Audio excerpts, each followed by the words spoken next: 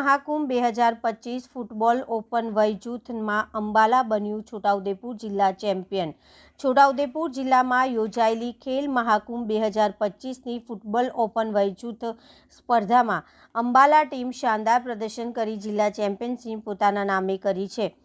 કુલ 14 ટીમો વચ્ચે રમાયેલી આ ટુર્નામેન્ટમાં અંબાલા સિટીએ સતત 4 ટીમોને હરાવીને ફાઇનલમાં પ્રવેશ મેળવ્યો હતો।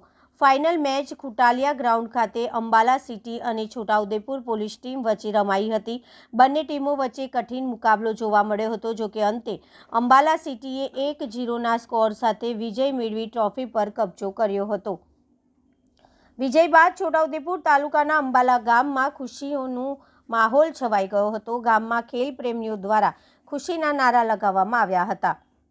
ટીમના કેપ્ટન અને ગામ પટેલ દેવજીભાઈ રાઠવાએ તમામ ખેલાડીઓને અભિનંદન પાઠવતા જણાવ્યું હતું કે ખેલાડીઓની મહેનત અને ટીમ સ્પિરિટને કારણે જ આ મહત્વનો વિજય શક્ય બન્યો છે।